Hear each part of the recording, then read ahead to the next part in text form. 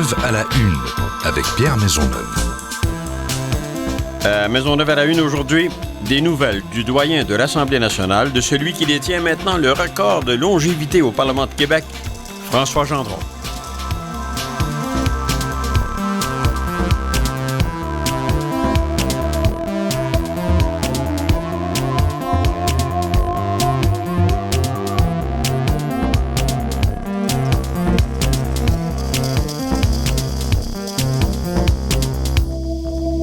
François Gendron. Il a vécu toutes les situations possibles. Les hauts et les bas du Parti québécois, les jours de triomphe, les soirs de défaite, mais lui n'a jamais perdu dans ce comté d'Abitibi-Ouest. Vainqueur de 11 élections. La première, celle qui a porté René Lévesque au pouvoir en 1976. 20 ans au pouvoir, 18 ans dans l'opposition.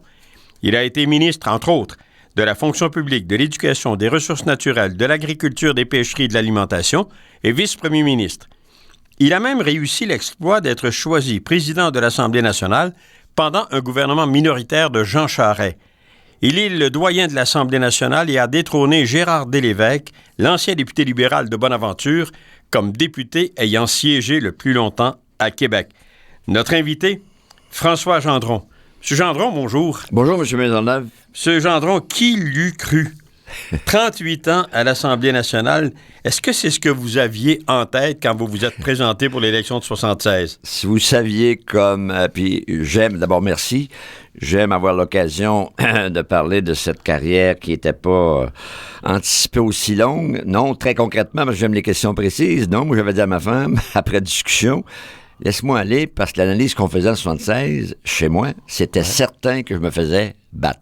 Donc, je lui avais dit, on enseignait dans la même polyvalente au secondaire, je lui avais dit, le 16 au matin, regarde, on a 3 enfants, puis elle trouvait que je m'en occupais pas beaucoup, parce que j'étais très impliqué dans toutes sortes de choses. Oui, vous l'étiez déjà, on va en parler, oui. Non, mais je vais être vite. Alors, j'ai répondu, regarde, le 16, on va être... Elle dit, vas-y, tu vas te faire battre, puis ça va être réglé.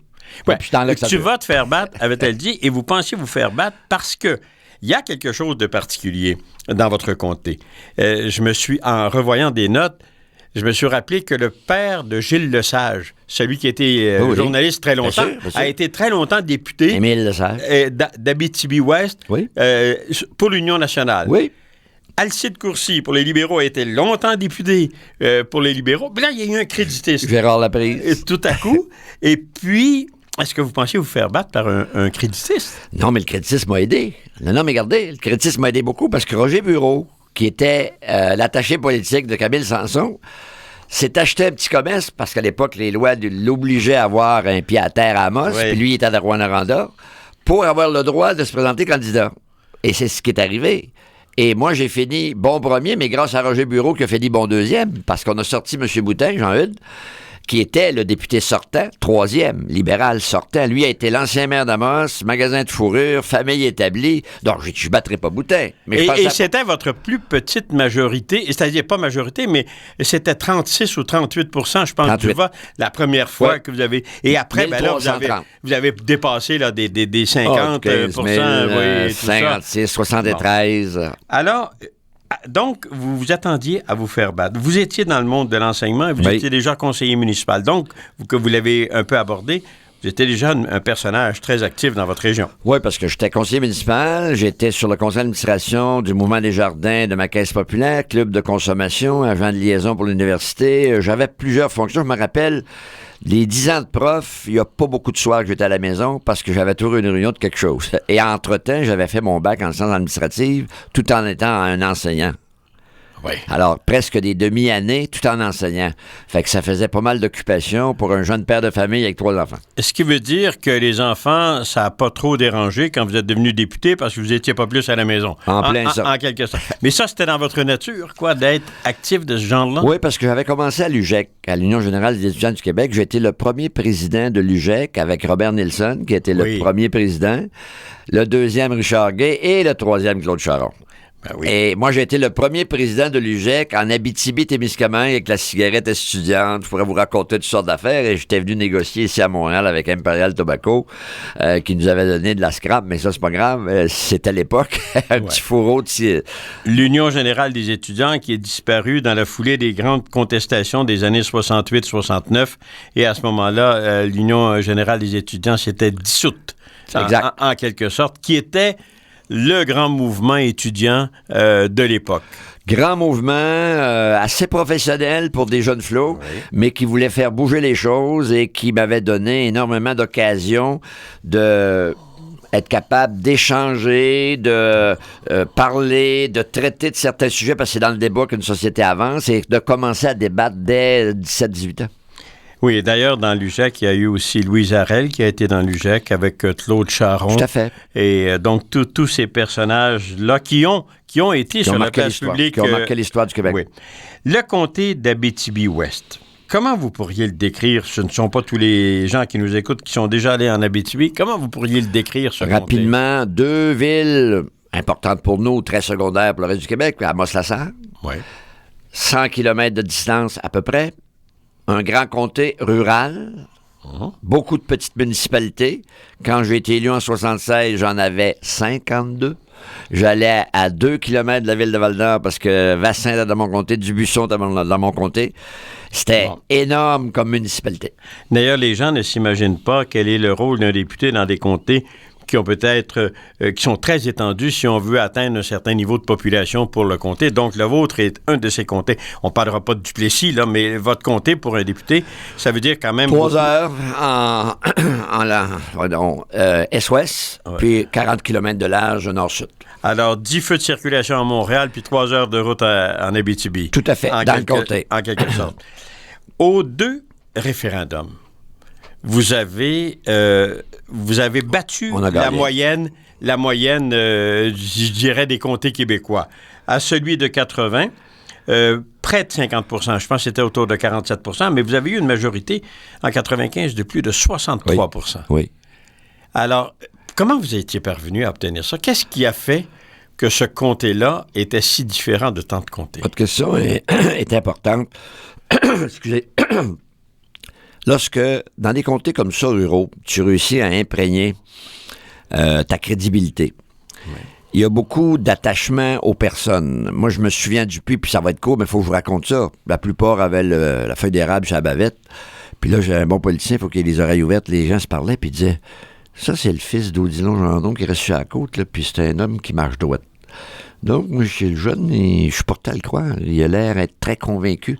J'arrête là. Mais c'était énormément basé sur la crédibilité. Et dans les 2 référendums, autant en 80, 20 mai 80, qu'en 95, j'avais vraiment travaillé fort, mais sur la formule, on va voir les gens en collectif. On leur parle en collectif. J'ai des documents d'appui et je leur explique que quand on est une nation, c'est légitime d'avoir un gouvernement complet. Et en conséquence, et là, c'est pas une question là, de juste dire on est maltraité, parce qu'on peut pas aspirer à être un pays normal uniquement parce qu'on est maltraité par l'autre. Mais je plaçais ça sur un angle de s'assumer pleinement, être responsable de nous-mêmes. Parce que la souveraineté, c'est très simple si on la faisait comme il faut. Avec franchise, ils n'ont pas pu faire ça avec les médias d'aujourd'hui et autre chose. Ben ça, on aura l'occasion, parce que oui, vous avez une critique des médias. Mais est-ce que c'est une histoire de famille, la politique, chez vous? Vous avez parlé de votre père, Odilon Gendron. Vous avez été élevé sur une ferme. Oui, fils de cultivateur. Fils de cultivateur. Et à la dure. Est-ce que c'était une famille de ceux qui étaient allés dans le mouvement de colonisation vers l'Abitibi? Tout à fait. Mouvement de colonisation d'une part et s'échapper de la Deuxième Guerre mondiale, la conscription obligatoire. Donc, il y avait eu son jeton de prime d'établissement, 75 $ pour défricher. Il fallait absolument, obligatoirement, pour avoir droit défricher, parce que je me rappelle, mais pour me l'être compté, parce que j'étais pas au monde. Vous êtes arrivé au monde juste avant, je dirais, la fin de la Deuxième Guerre mondiale. C'est ça, mais ma mère me disait, quand elle a pris connaissance, elle appelait ça du chac que papa avait bâti avec ses frères, elle pensait que c'était la chaîne à bois ou le hangar, appelez ça comme vous voudrez.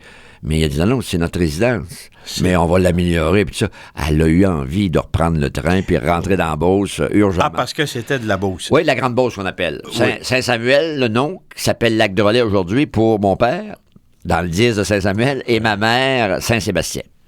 Bon, il faut dire que je me souviens d'une personne qui transportait des personnes, des colons, et qui me disait, quand j'arrivais en Abitibi, des fois, je leur proposais, j'ai à revenir. Si vous voulez revenir, parce que les gens, c'était un choc culturel énorme, énorme pour ceux qui arrivaient en Abitibi. Mais quand je disais, est-ce que c'était Non, c'est pas l'histoire de la politique de la famille. Non, c'est pas une politique. Mais vous avez manifesté un intérêt politique. Je relisais dans des documents que vous avez publiés que dès l'âge de 12 ans, vous étiez intéressé et vous aviez même demandé à votre père de vous abonner. Mais à l'Action catholique. À l'Action catholique, les plus jeunes ne le C'est sauront l'Ancien jamais. Soleil. C'est l'Ancien Soleil de Québec. C'était à Québec, oui. C'était un journal de Québec. Qui parlait du Parlement. Et est-ce que c'était pas le journal, je sais pas si c'est l'Événement ou l'Action, qui publiait complètement tous les débats à l'Assemblée nationale? Vous avez raison. Tout, je serais pas prêt à dire ça, mais un bon résumé. Quelqu'un qui voulait suivre ce qui se passe à l'Assemblée nationale à l'époque, avant le journal des débats de l'Assemblée, c'était le journal de l'Action catholique qui avait une section qui nous parlait de ce qui se passe au Parlement.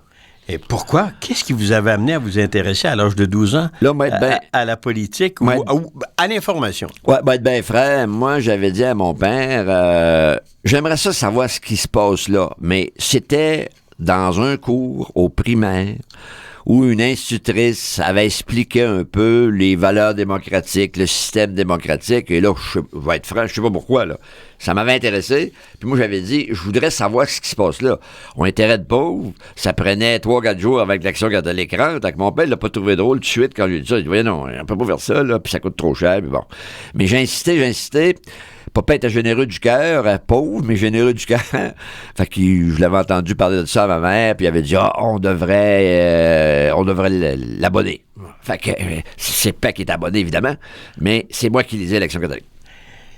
Qu'est-ce que vous retenez de cette pauvreté? Je disais, il y a pauvreté sans dire misère, il y a pauvreté parce qu'il y a présence des parents, il y a bien des gens qui étaient pauvres dans ce sens-là. Mais qu'est-ce que vous retenez de cette période de pauvreté, d'enfance? Quand même, c'était pas la capacité de dépenser comme aujourd'hui. Ah non. Ce que je retiens, c'est qu'il fallait se retrousser les manches, excusez. Oui. Il fallait collaborer, puis ça ressemblait à ce qui s'est passé avec les Canadiens. Non, mais une équipe très serrée. Donc, la famille, c'était serré, les valeurs familiales, autour de la table, des bons débats, un père et une mère, de valeurs, de principes. Mais jeune, tu t'impliques sur la ferme. Tu traites les vaches, tu fais le labour, tu t'occupes des travaux de la ferme, puis tu vas à l'école à pied. Parce qu'on était à 1000, puis il fallait venir dîner à la maison. Même, ils ont dit, laisse-nous emmener un lunch. Non. 4000 par jour. Alors, ça donne des habitudes, des saines habitudes de vie. Étiez-vous une famille nombreuse chez vous? 7. Êtes-vous l'aîné? Non, je suis le troisième. Le troisième. Alors, qu'est-ce que vous voulez que les gens retiennent de vous? Bon, vous êtes une personne qui est affable, qui est assez facile de contact. Qu'est-ce que les gens retiennent de vous ou vous disent de vous? Les gens, ils disent, François, ce qu'on aime de toi, c'est que t'as l'air sincère, franc. Je débarquais du terminus, puis je suis sans prétention, là. Oui. Naturellement, les gens me saluent. Hey, M. Gendron, c'est le fun de vous voir. Hein? Bon, vous venez manger ici? Ben oui, c'est quoi le problème? D'ailleurs, j'avais connu M. Lévesque au terminus voyageur. C'est juste une anecdote. C'est le terminus au coin de Maisonneuve et de la rue Berry à Montréal. Tout à fait. Première rencontre avec M. Denis Lheureux, de M. Lévesque physique. Denis Lheureux me présente à M. Lévesque. Mais ce que je veux que les gens retiennent, c'est quelqu'un qui est allé en politique pour changer des choses, avec ses convictions, qui donne leur juste, pas de langue de bois, qui est franc sur ses valeurs et qui ne change pas, peu importe les postes. Alors moi, je dis toujours 3 affaires. Travail, simplicité, franchise.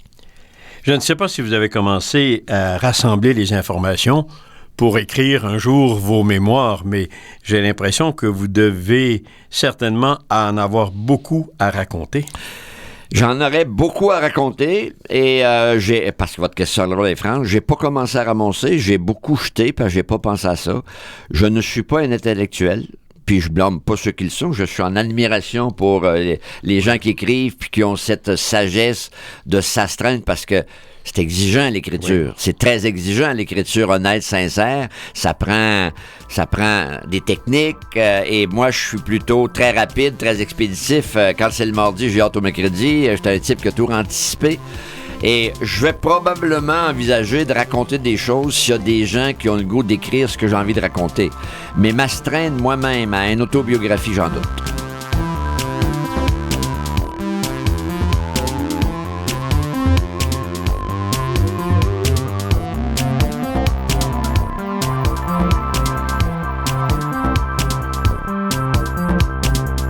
Notre invité aujourd'hui, François Gendron, le doyen de l'Assemblée nationale et celui qui, je le rappelle, détient le record de longévité au Parlement de Québec.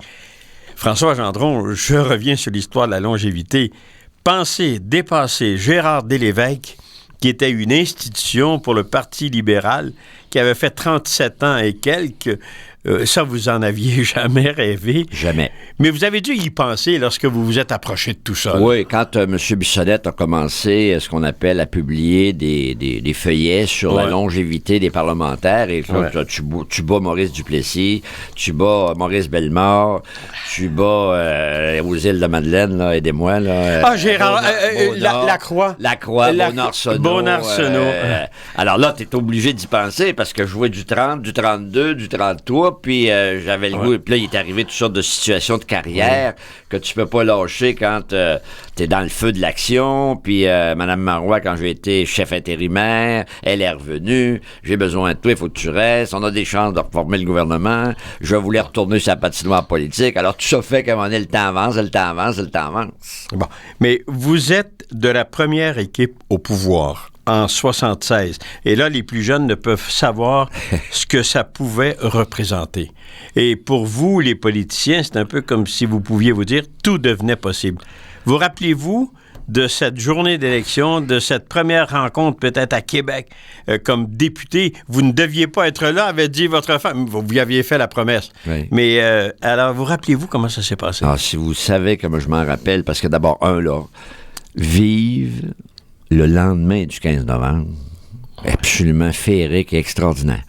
Il y avait une espèce de célébration nationale et c'est tout le Québec qui vibrait. Ça, je m'en rappelle. Là. Et le lendemain, le 16, en Abitibi, que vous connaissez, je me lève un peu plus tard et je vois un magnifique soleil, même si on était au 16 novembre en Abitibi, il fait beau. Il y a une belle luminosité, il y a une belle clarté. Et pendant 2-3 jours, les commentaires affluent. Enfin, le Québec se fait confiance avec une nouvelle équipe. Et l'équipe d'hommes et de femmes qui a composé le gouvernement 76, je ne sais pas qu'est-ce que les historiens vont dire et comment ils vont le commenter plus tard. Mais une chose qui est certaine, moi, mon jugement, je peux le faire tout de suite, j'ai jamais vu une équipe aussi d'envergure, aussi qualifiée, aussi dédiée, aussi responsable. Rappelez-vous en 81, M. Maisonneuve, en 81, là, on avait perdu notre référendum en 80, puis on a été élu plus fort en 81 qu'en 76, et les gestes disaient « Merci ». Merci. C'était la plus belle campagne de ma vie, celle de 81, parce que 8 sur 8, des pans de mur, l'assurance automobile, le zonage agricole, protection du consommateur, puis je pourrais poursuivre, la loi sur l'aménagement du territoire, les grands courants de société. Et, la loi 101. Ah oui, bien sûr. Et la charte de la langue française. Oui, vous avez raison. 8 sur 8 disait bilan parfait. On vous a battu sur votre option, mais on a tellement aimé votre style, votre gestion et l'accomplissement. Parce qu'en politique, on peut pas juste causer, il faut livrer. Et on avait livré. On a été élu plus fort en 81 que 76. Et moi, j'ai fait partie de cette extraordinaire équipe de 79 à 85. Mais vous aviez, avant cette élection de 81, vous avez vécu l'amère défaite du référendum de 80. Oui. Et comment vous avez vécu cette période-là, vous? Avec pas mal de tristesse, parce que vous l'avez dit, on l'avait presque eu en pourcentage dans le comté d'Abitibi-Ouest. Oui. Autrement dit, si tout le monde avait voté plus en 95 encore, comme vous l'avez fait en Abitibi, l'histoire du Québec aurait été changée. On aurait le pays aujourd'hui. Bon. À ce moment-là, comment on se remet d'une défaite comme celle-là? Faut dire que l'âge étant jeune, on peut toujours recommencer. Oui, d'une part, puis on n'est plus fonceur en début de carrière. Ouais. Mais regardez, très sincèrement, par exemple, faut être honnête aussi, notre question était quand même très ambivalente. Ça vous tente-tu qu'on regarde ça? Parce qu'en gros, c'était ça la question. C'était pas vraiment une question très tranchante en 80. C'était, voulez-vous nous donner le mandat d'aller négocier pour voir si ça serait possible de faire une entente, puis à la 15 pages de Laurent Lavert, mais c'était assez long, merci. Bon.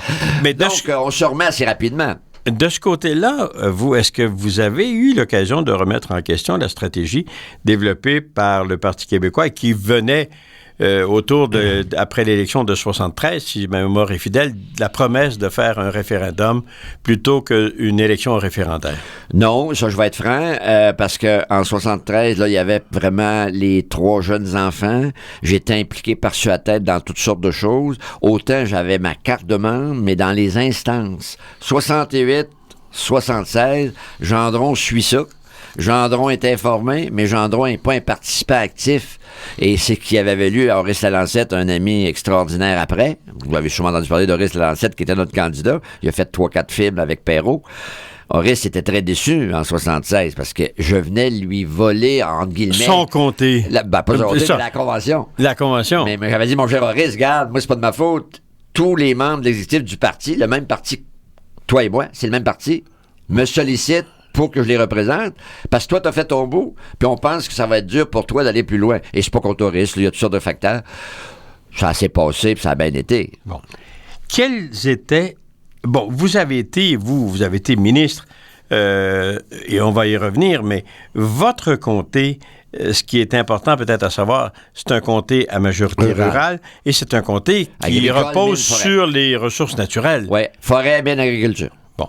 Et qu'est-ce qui l'emportait chez vous? Est-ce que c'était plus important forêt? Ah oui, au début de ma carrière, le leader du comté d'Abitibi-Ouest, c'était la foresterie. Les Perron, les Cossettes, Normique Perron, les Howard Bienvenue, Michel Perron, Jean Perron, le plywood. Et je me suis battu à mort pour obtenir la première usine de papier journal en Abitibi contre les 2 députés, Pierre Debanné, fédéral, et Yves Bérubé, député de Matane. Et les deux étaient de Matane, oui, Bérubé et Debanné étaient de Matane. Un à Québec et l'autre à Ottawa. Tout à fait. Et M. Lévesque avait tranché en faveur du petit Gendron, mais regardez sa phrase.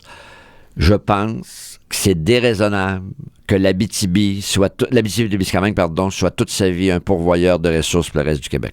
Donc, si le gouvernement s'implique dans la construction d'une nouvelle usine de papier journal, ça sera l'Abitibi. Et ça a donné Donahue, l'usine Donahue avec M. Walsh, je me rappelle, c'était hier. Ouais. Et moi, j'avais gagné ça contre 2 seniors en politique. Mais là, vous décrivez le rôle d'un député qui se bat. Oui. Est-ce que c'est encore possible aujourd'hui?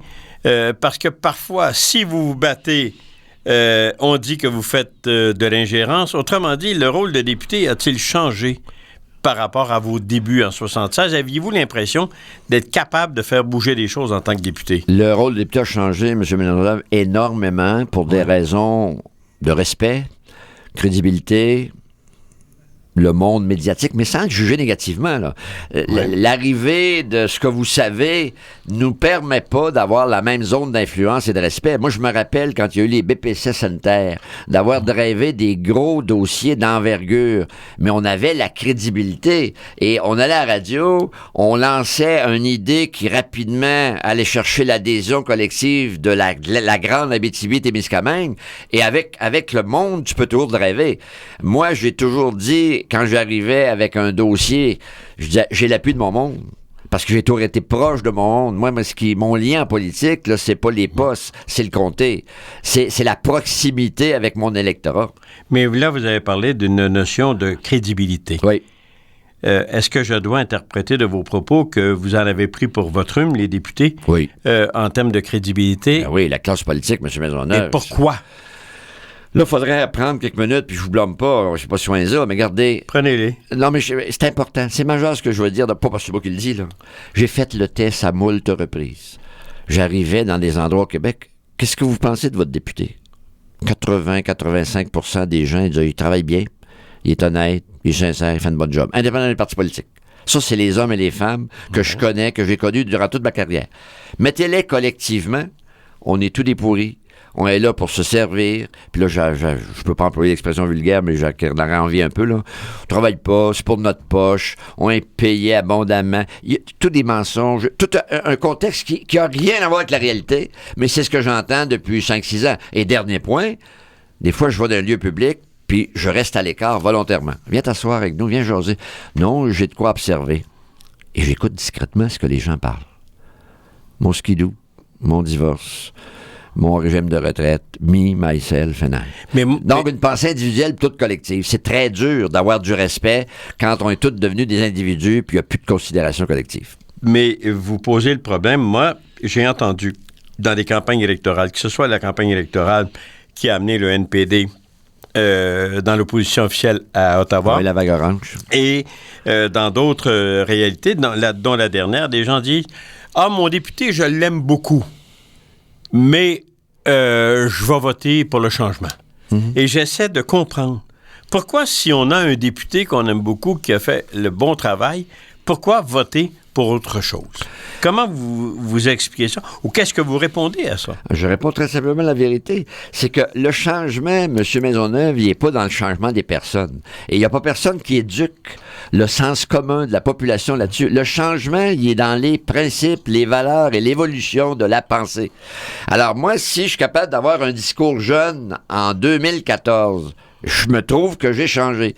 Mais j'ai pas changé attitude, capacité de véhiculer un collectif plutôt qu'une pensée individuelle et séparer le bien du mal, en gros, là, les bons dossiers. Parce que regardez la dernière campagne, tout le monde nous a félicité, on était à bonne place, on était sur les bons picots, plus dans l'amiante. Oui, ça, vous allez expliquer ça pour les auditeurs.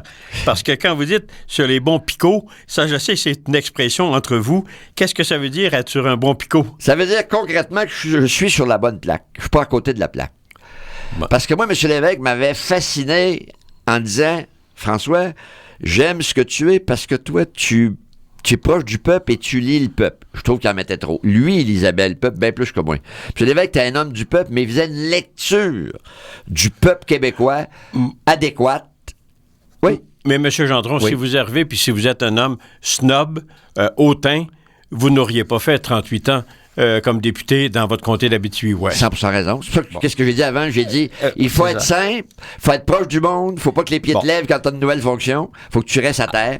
Bon, parlons de vos fonctions. Faut pas que les pieds me lèvent. Ouais. Vous avez été ministre, j'ai même pas tout cité parce que vous avez été ministre d'État aussi au développement économique. 9 ministères. Bon, 9 ministères. Lequel a été, pour vous, le plus important et lequel aura été le plus satisfaisant? Le plus important pour un type de l'Abitibi, ressources naturelles. Parce que j'ai adoré être aux ressources naturelles. J'ai livré, j'ai fait la politique au niveau énergétique. La politique énergétique du Québec, c'est moi qui l'ai faite avec M. Alban Amour, mais j'ai perdu mon ministère et il n'y a pas de jugement négatif, puis c'est mon ami Chevrette qui l'a rendu public. Bon. Puis j'ai fait le sommet sur la forêt privée. Oups! Et là, je parle pour mon ami Richard Desjardins. En faisant le sommet sur la forêt privée, l'idée de ça, c'était de réduire la pression sur la forêt publique. On dirait qu'il n'y a pas eu connaissance de ça.